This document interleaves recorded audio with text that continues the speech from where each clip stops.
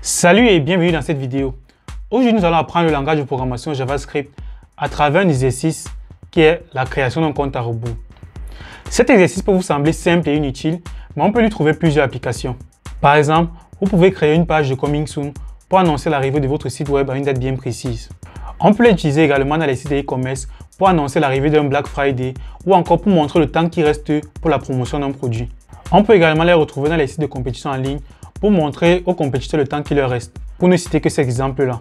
Cet exercice va également nous permettre d'aborder 4 principales notions en JavaScript. L'utilisation des variables, l'utilisation des fonctions, l'utilisation des conditions et également la manipulation du DOM.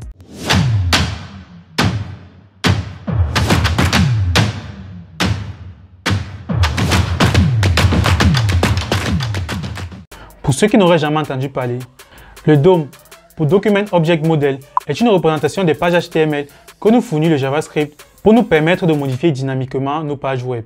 Dans cette vidéo, je suppose que vous avez déjà les bases en HTML et en CSS, donc je ne vais pas m'attarder sur ces codes-là. Mais en ce qui concerne le JavaScript, nous allons découvrir ensemble chaque ligne de code que nous allons écrire. Dans cette vidéo, je vais utiliser l'éditeur de code Visual Studio Code, mais vous pouvez utiliser l'éditeur de votre choix. Je vais commencer par créer un fichier que je vais appeler index.html.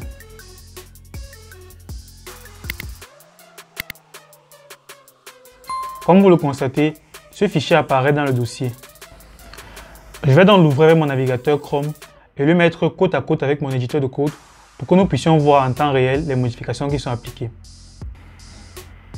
Je vais commencer par écrire la structure de base d'une page HTML. Donc, Visual Studio Code me facilite la tâche.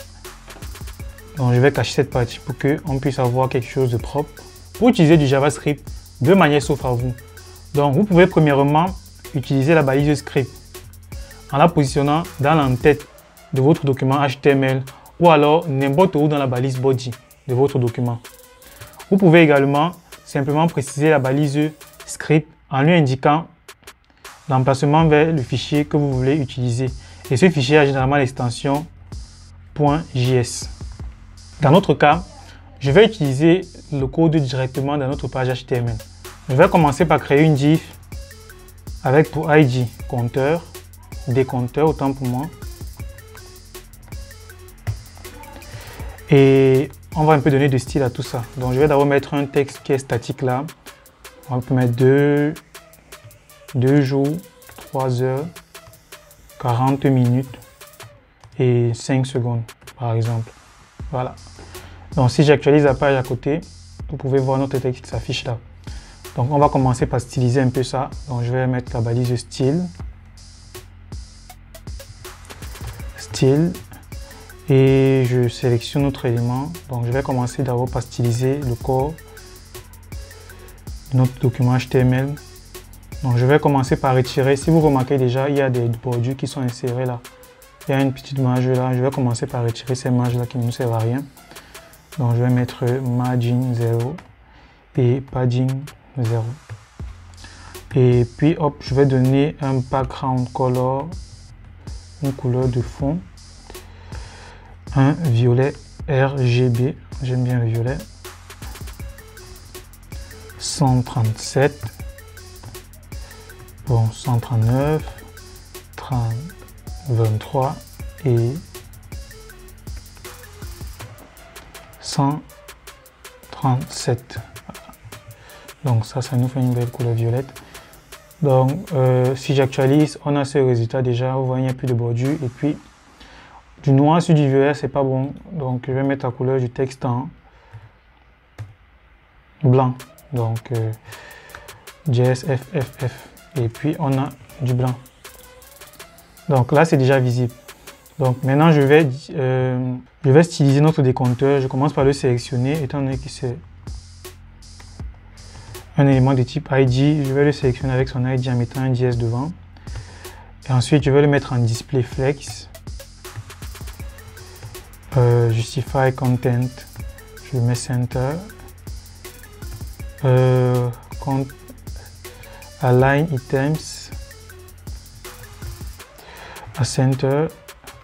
Donc là, notre élément est déjà centré et pour qu'il soit centré au milieu de la page, je vais lui donner une hauteur correspondant à toute la hauteur de l'écran. Toute la hauteur du navigateur, je veux dire. Donc voilà, il est centré. Bon, notre élément il est petit. On va augmenter sa taille avec un font size de, disons, 45 pixels. Voilà, c'est déjà plus joli. Et puis, on va le mettre en gras pour avoir quelque chose de plus soft. Ok. Et voilà, on a quelque chose déjà de pas mal. Donc, on peut mettre deux points entre nos éléments pour que notre décompte soit quand même assez joli. Et hop, 2 points. Voilà, notre style est prêt. Donc là, on va commencer avec la partie qui nous intéresse, le JavaScript. Donc je vais commencer par supprimer ceci. Donc comme je vous disais depuis le début, on va manipuler le DOM. Donc cet élément va être inséré depuis le JavaScript. Donc je fais ça, je suis sûr déjà que notre style fonctionne. Donc une méthode qui est recommandée, c'est de charger le script JavaScript à la fin du document. Parce que généralement, ce sont des scripts qui sont assez lourds et peuvent ralentir l'exécution de la page. Donc voilà, je vais commencer par déclarer une nouvelle variable.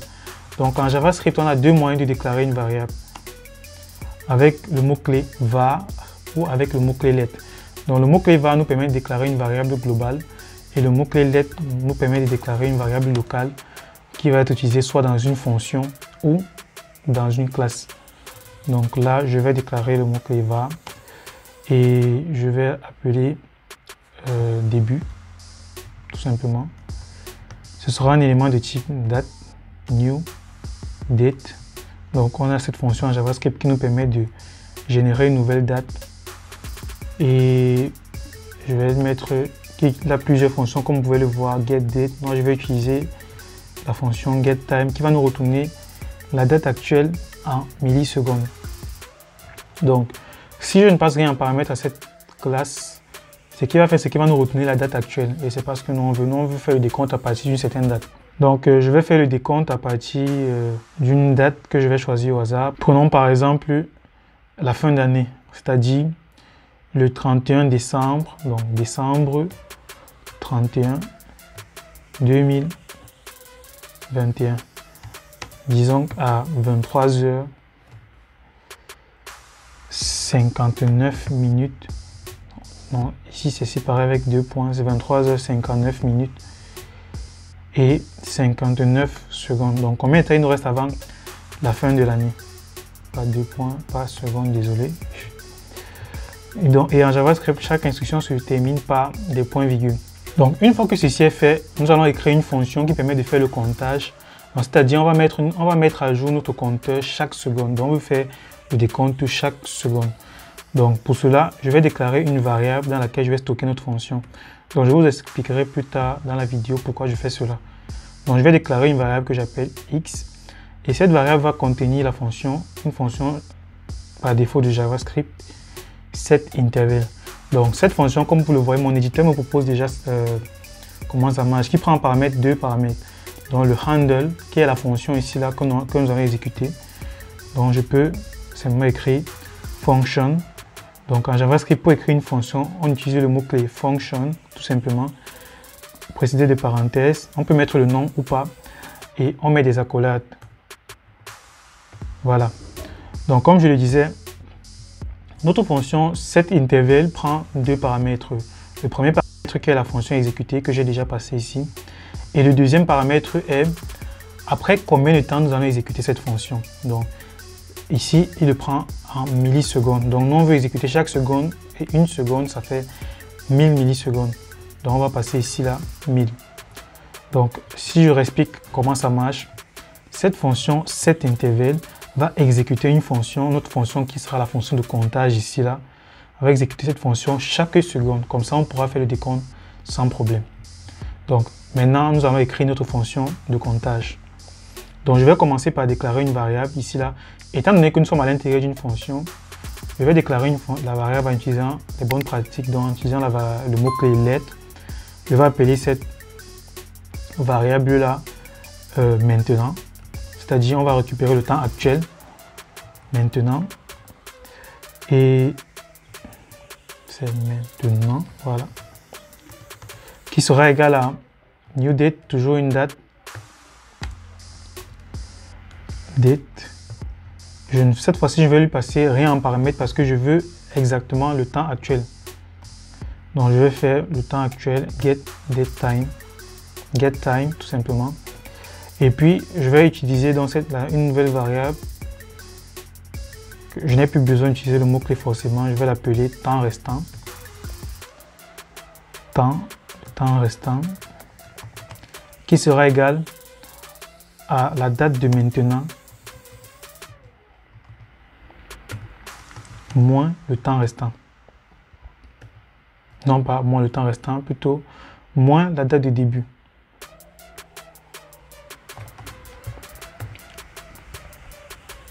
Puis je précède un point-virgule, ne pas oublier les points-virgules. Donc en JavaScript, si vous oubliez les points-virgules, c'est pas grave. Les nouvelles versions d'OS parviennent à supporter cela, mais bon, pour les bonnes pratiques, on va garder nos points-virgules dans tout le code. Comme vous pouvez le constater, ici, je n'ai pas besoin de donner le type des variables que je définis.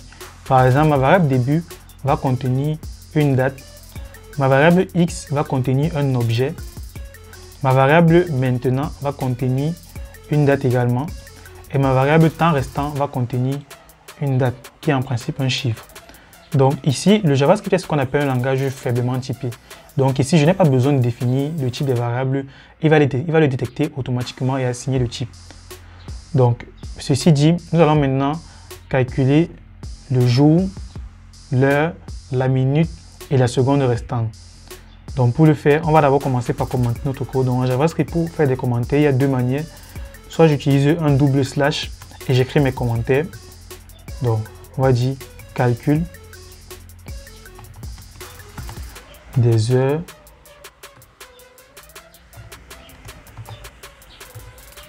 minutes et secondes.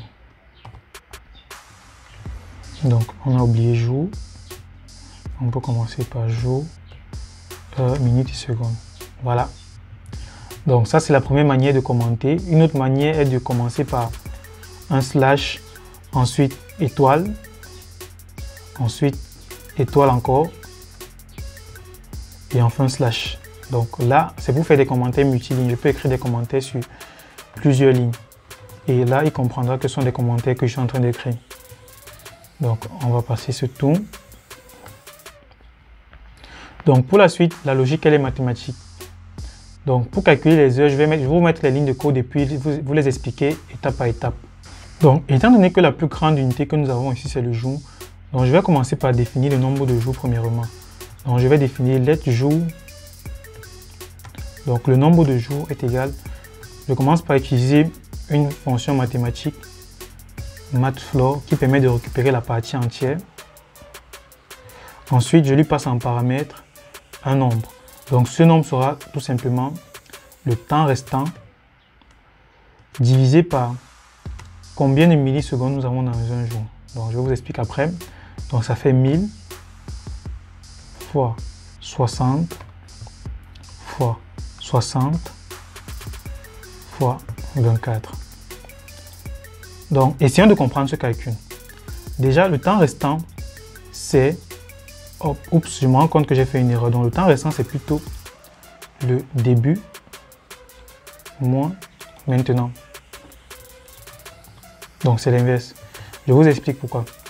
Parce qu'ici, le début est la date à laquelle nous voulons arriver. Donc nous allons faire un décompte à partir d'aujourd'hui jusqu'à la date de début. Donc la date la plus récente, c'est la date de début. Et la date la plus ancienne, c'est la date d'aujourd'hui. Donc si nous faisons la date de maintenant, moins la date de début, on aura un résultat négatif. Par contre, si nous faisons la date de début, qui est la date la plus récente, qui est la fin d'année, moins la date d'aujourd'hui, nous aurons exactement un nombre positif qui sera le nombre de jours qui va nous rester pour arriver à la fin d'année. Voilà. Donc maintenant, étant donné que le début est exprimé en millisecondes et que la date de maintenant que nous avons récupérée est également exprimée en millisecondes, la différence que nous allons obtenir ici, qui est le temps restant, ce sera le nombre de jours qui nous reste pour atteindre la fin d'année en millisecondes. Et donc, pour avoir ce nombre de jours en en jours, bien évidemment, nous allons convertir un jour en millisecondes et le diviser par le temps restant pour avoir exactement le résultat. Donc, pour avoir un jour en millisecondes, on sait qu'un jour a 24 heures, une heure a 60 minutes, une minute a 60 secondes et une seconde a exactement 1000 millisecondes. Donc voilà, une fois ceci, on a la valeur d'une journée en millisecondes et puis on divise ça par le temps restant que nous avons pour convertir le nombre de jours qui est exprimé en millisecondes en jours. Donc, une fois que nous faisons cette division, nous allons obtenir un nombre décimal. Donc, la fonction mathfloor permettra de récupérer la partie entière de ce résultat qui sera le nombre de jours en entier. Donc, passons au calcul des minutes. Le nombre d'heures, je veux dire, donc let heure égale à mathfloor. Nous allons également récupérer la partie entière. Mathfloor. Le calcul est un peu plus complexe, donc on va faire mathfloor modulo cette opération que je vais mettre entre parenthèses.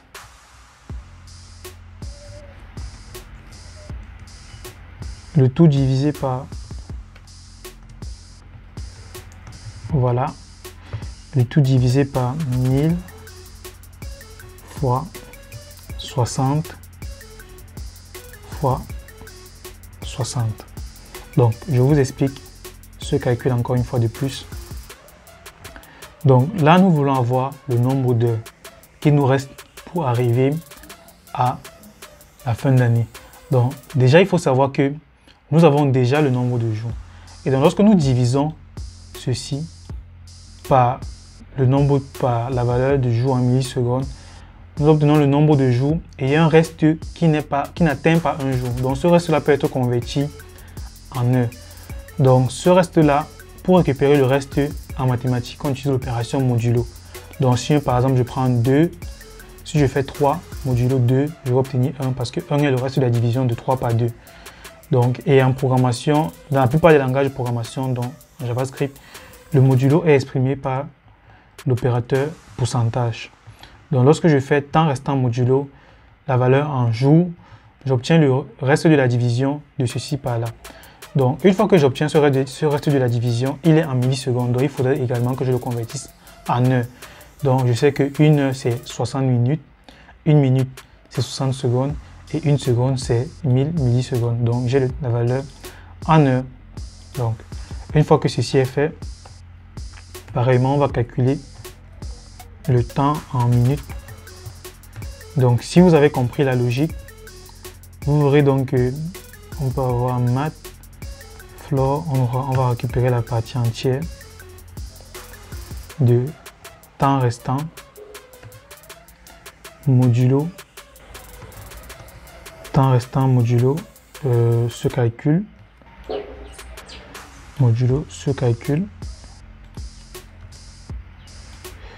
et puis divisé par 1000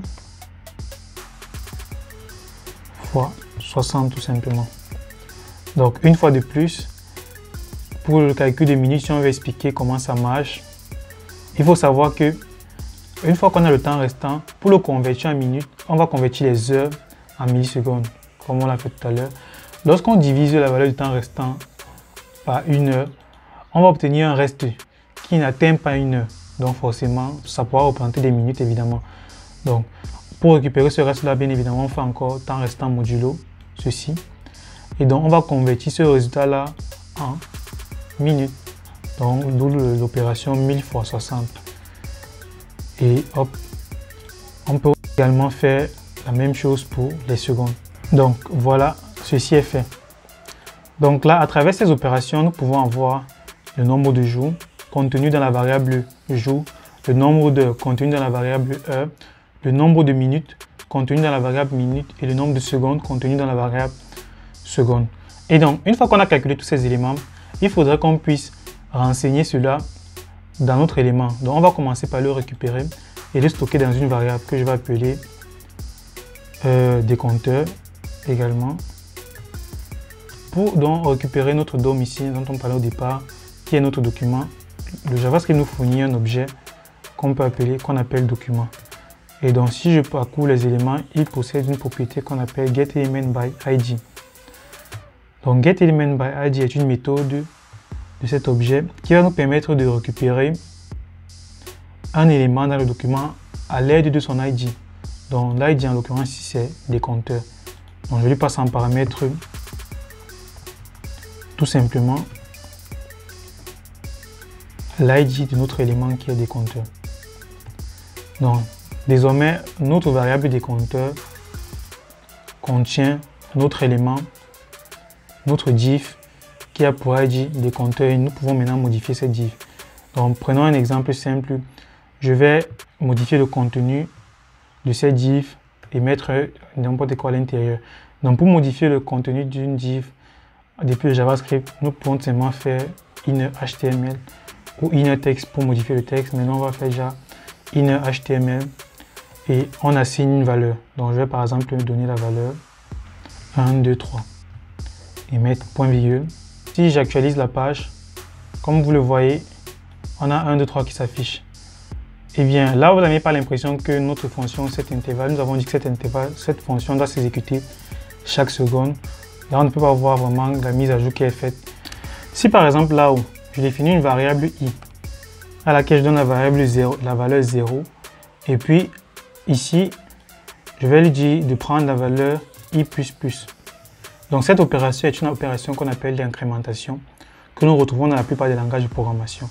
Et ici, ce qui ça signifie, c'est que i va prendre la valeur i+1 avant d'être affecté à notre document HTML.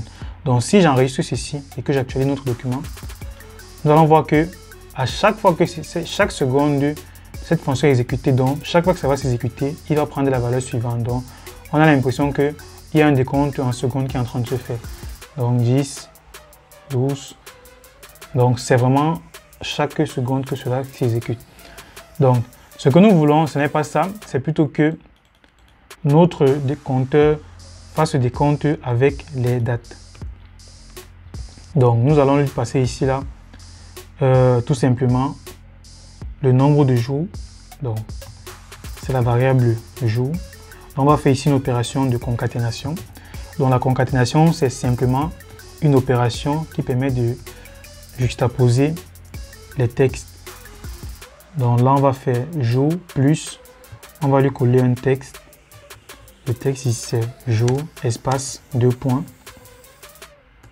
Pour que le texte soit quand même joli. Plus les heures, bien évidemment. Les heures. Et on ajoute encore le mot heure. 2 points espace, donc plus les minutes, plus le mot-clé minute, 2 points espace, et enfin plus les secondes.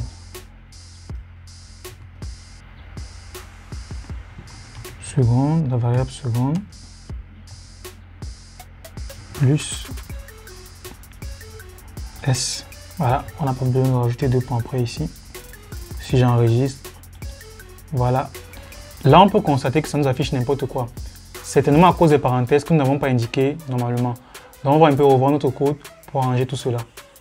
Donc, dans la première ligne, évidemment, si nous faisons temps restant, étant donné que la division et la multiplication sont autant prioritaires, cela fera temps restant divisé par 1000 et multipliera par le reste. Nous, on veut que ça divise par tout ceci. Donc, on va rajouter des parenthèses à ce niveau.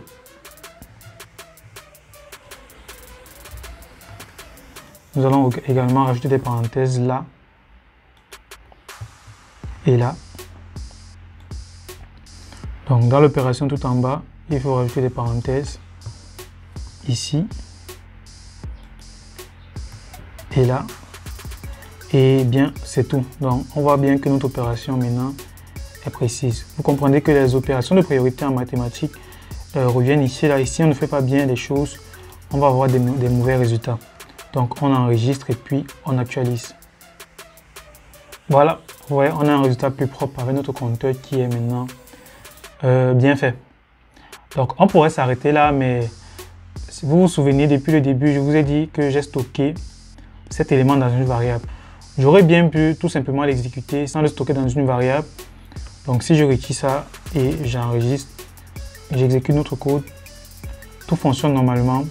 Si j'ai stocké dans une variable, c'est pour une raison bien précise, c'est que notre compteur ne doit pas tourner infiniment. Et bien, une fois que le temps adéquat sera passé, il faudra bien que notre compteur arrête de tourner. Je prends un exemple simple. Si par exemple ici je mets une date ultérieure, 2020 par exemple, vous verrez que nous aurons des dates négatives à ce niveau. Et ça, c'est pas logique du tout. Donc ce qu'on va faire, c'est que on va rajouter une condition ici en bas.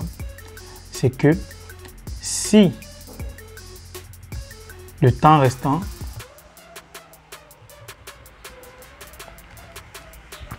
donc cette variable, si le temps restant est inférieur à 0, donc strictement inférieur à 0, alors on va appeler la fonction JavaScript clearInterval. C'est une fonction JavaScript qui prend en paramètre une variable contenant le temps, contenant cet intervalle. Donc on va supprimer notre fonction que nous avons appelée tout à l'heure.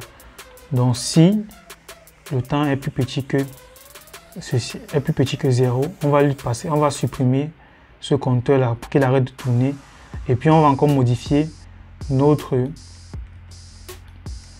contenu de notre balise div et on va plutôt mettre à l'intérieur temps écoulé. Dans le temps écoulé.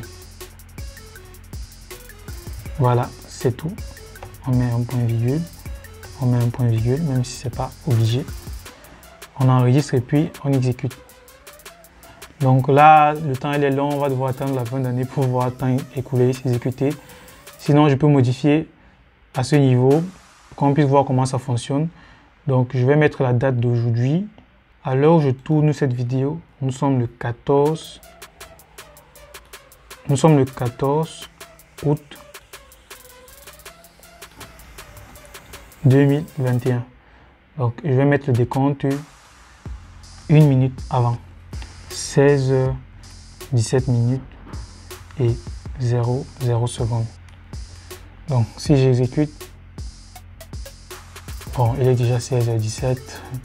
On va mettre 16h18. Voilà, il reste 26 secondes. Donc, notre algorithme s'exécute normalement et puis à la fin du décompte, il va nous afficher tout simplement temps écoulé. Donc voilà, c'est tout pour cette vidéo. Si vous avez aimé cette vidéo, n'hésitez pas à liker et à vous abonner et surtout, laissez-nous vos avis en commentaire si vous avez des préoccupations. À bientôt sur cette chaîne avec un contenu aussi intéressant.